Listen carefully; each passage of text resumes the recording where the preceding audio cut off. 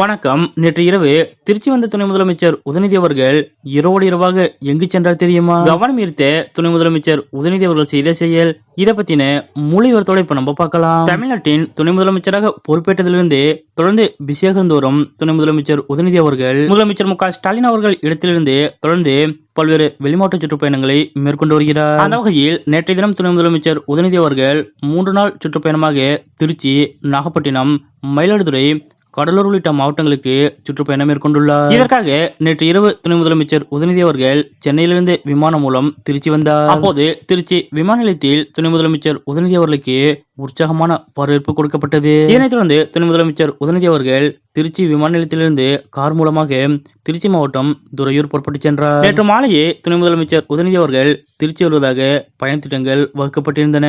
ஆனால் சில காரணங்களால் துணை முதலமைச்சர் உதயநிதி அவர்கள் நேற்று இரவுதான் திருச்சி வந்தார். இருப்பினும் நேற்று இரவில் கூட வகுக்கப்பட்ட திட்டங்களில் எந்த மாற்றமும் செய்யாமல் துணை முதலமைச்சர் உதயநிதி அவர்கள் அனைத்து நிகழ்ச்சிகளிலும் கலந்து கொண்டார். அதன்படி நேற்று இரவு துறையூர் சென்ற துணை முதலமைச்சர் உதயநிதி அவர்கள் துறையூர் மருத்துவமனையில் சாலை ரத்னா காம்ப்ளெக்ஸ் திமுக இளைஞரணி சார்பாக அமைக்கப்பட்டுள்ள கலைஞர் நூலகத்தை திறந்து வைத்தார். அதனைத் தொடர்ந்து துறையூர் திருச்சி சாலையில் அமைக்கப்பட்டுள்ள பெரம்பலூர் எம்பி KN அருண் அலுவலகத்தை துணை முதலமைச்சர் உதயநிதி அவர்கள் திறந்து வைத்தார். பின்னர் துறையூர் பேருந்து நிலைய பகுதியில் பிரம்மாண்டமாக அமைக்கப்பட்டுள்ள கலைஞரின் முழு உருவ வெண்கல சிலையை துணை முதலமைச்சர் உதயநிதி அவர்கள் திறந்து வைத்து மாலை அணிவித்து மரியாதை செலுத்தினார். இதனைத் தொடர்ந்து துறையூர் நிகழ்ச்சிகள் அனைத்தையும் முடித்துக் கொண்டு துணை முதலமைச்சர் உதயநிதி அவர்கள் நேற்று நள்ளிரவிலேயே நாகப்பட்டினம் மாவட்டம் வேளாங்கண்ணிக்கு காரிலேயே சென்றார். அதன்படி நேற்று நள்ளிரவில் வேளாங்கண்ணி சென்ற துணை முதலமைச்சர் உதயநிதி அவர்கள் நேற்று இரவு அங்குள்ள விருந்தினர் மாளிகையில் தங்கினார். இந்த நிலையில் இன்றைய தினம் நாகப்பட்டினம் மாவட்டத்தில் பல்வேறு நிகழ்ச்சிகளில் துணை முதலமைச்சர் உதயநிதி அவர்கள் கலந்து கொள்ள இருக்கிறார். பின்னர் இன்று மாலை